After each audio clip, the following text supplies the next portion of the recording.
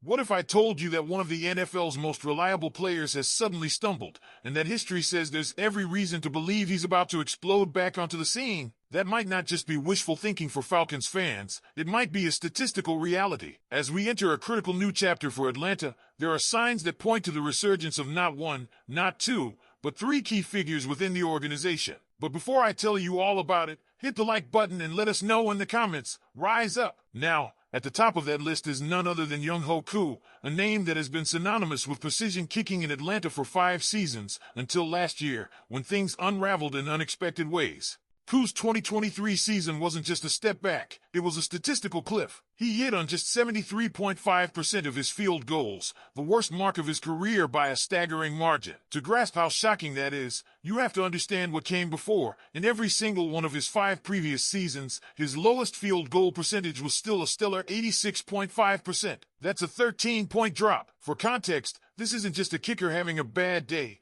This is one of the NFL's most reliable kickers suddenly missing kicks he used to hit in his sleep. But here's where things get interesting. It's easy to chalk this up to decline, nerves, or some unexplainable funk, but that's not where this story ends. The deeper you dig, the clearer the trend becomes. Elite kickers don't just disappear. They stumble, and then they come roaring back. We're not talking about fringe players who never quite figured it out. We're talking about legends. Consider this. There are 36 kickers in NFL history who have logged at least 5 seasons with a field goal percentage of 86% or better. The best of the best. Justin Tucker, Robbie Gould, Adam Vinatieri, Matt Bryant, household names for fans of any franchise. And guess what? Almost every single one of them had a down year somewhere in that run. And almost every single one of them bounced back stronger. Take Robbie Gould, for example. In 2014, he dropped to a career-low 75% on field goals in Chicago, eerily similar to Koo's 2023. He was released shortly after. But that wasn't the end, it was a reset. He went perfect in a brief stint with the Giants, 10-4-10, then landed in San Francisco where he posted back-to-back seasons of 95% and 97%. Even when he dipped again in 2019, down to 74%, he finished the next 3 years solidly in the 80s. Then there's Adam Vinatieri. In 2003, the future Hall of Famer dipped to 73% with the Patriots. The very next year, he roared back with a 93.9% conversion rate, the best of his entire career. The message here is clear. Great kickers aren't defined by one bad season. They're defined by how they respond. Atlanta's own Matt Bryant fits that mold too. In 2015, he struggled, hitting just 77% of his attempts in 10 games. What happened the next season? He made the Pro Bowl with a 91% mark. The bounce back is real. And if you're Younghoe Koo, 5 seasons of elite consistency under your belt, you are in exactly the kind of company that says last season was an anomaly, not a trend. That brings us to one of the most intriguing additions to the Falcons' defense this offseason, Divine Deablo. Now, you might raise your eyebrows here. He wasn't even on the team last season, so can you really call it a bounce back? Fair point. But when you hear what Raheem Morris has been saying, glowing reviews, high expectations, and excitement about his versatility, you start to understand why he made this list. Deablo has always been a bit of a positional enigma. Is he a linebacker? Is he a safety? Maybe the better question is, does it matter? Morris doesn't seem to think so. He sees a football player, a guy who plays fast, plays aggressive, and has the speed to cover a lot of ground. That kind of raw, unfiltered energy is exactly what this defense needs. Injuries have dogged Deablo throughout his career. That's the catch. But he's healthy now, and he's stepping into a scheme where his hybrid skill set can shine. Expect to see a lot of him on first and second downs, paired with Caden Ellis. And when Troy Anderson rotates in for those hard-hitting third and short situations, that trio could be something special. It's a new chapter kind of season for Deablo, and if things click, he might be one of the breakout names of the 2024 campaign. And finally, perhaps the most curious bounce-back candidate of all, Raheem Morris. No, he's not strapping on pads. But if you followed last season closely, you know exactly why he's on this list. It wasn't talent, play calling, or even effort that derailed the Falcons in so many close games. It was clock management.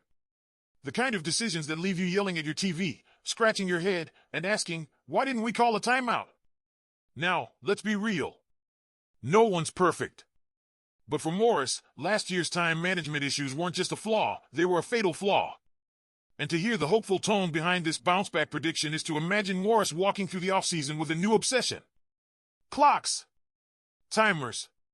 Maybe even adding a few analog watches to his wardrobe. Joking aside, the belief here is that Morris knows exactly where he went wrong, and that he's putting in the work to fix it. So, Falcons fans, let's open it up. What do you think about these bounce-back candidates? Do you believe Young-Ho Koo is about to return to elite form? Can Divine Deablo become a defensive difference-maker? And is Raheem Morris ready to rewrite the narrative in 2024? Drop your thoughts in the comments. And while those names, Koo, Deablo, and Morris, form the core of our bounce-back spotlight, their potential resurgence could be more than just individual redemption stories. They may very well set the tone for the entire Falcons franchise this season. Because here's the truth, this isn't just about statistics and snap counts. This is about culture. It's about momentum. And it's about a team that finished 8-9 last year realizing that every play, every decision, and every opportunity to bounce back could be the difference between another frustrating finish and a playoff run that reminds the league who Atlanta really is. Koo's comeback is symbolic. If he returns to form, and history strongly suggests he will, it restores one of the most important weapons in the NFL, reliability in crunch time. Think about how many one-score games slip away because of one missed kick. One errant 43-yarder in the fourth quarter can change a season. Now imagine those kicks becoming automatic again. Imagine Mercedes-Benz Stadium holding its breath and then erupting in relief as Koo drills yet another clutch field goal. That kind of confidence spreads. It shifts the entire mindset of a locker room. Then there's Deablo. He's not just a chess piece on defense, he's a tone setter. If he stays healthy and delivers on Morris's vision, Atlanta's defense could take a huge leap forward. His versatility means quarterbacks have to think twice. Offensive coordinators can't scheme him out easily. He's the kind of player who disrupts rhythm, blows up screenplays, chases down tight ends, and forces fumbles in key moments. And for a defense that's looking to make a jump into the upper echelon, his impact could be the ignition point. As for Raheem Morris, this one's personal. Falcons fans have been patient. Too patient, in some cases.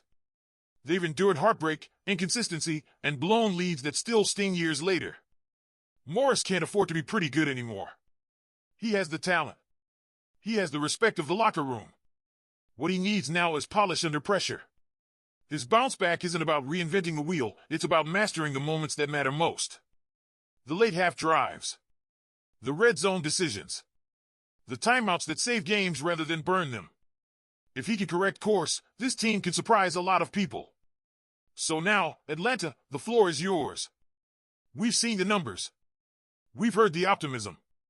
But do you believe the bounce back is coming? Are you buying into Koo's return to elite form? Do you see Deablo becoming a fan-favorite defensive star? And can Raheem Morris finally prove he can manage the clock and lead a playoff-caliber team? Light up the comments. We want to hear from every corner of Falcons Nation. Your takes, your hopes, your skepticism. Let's talk it out.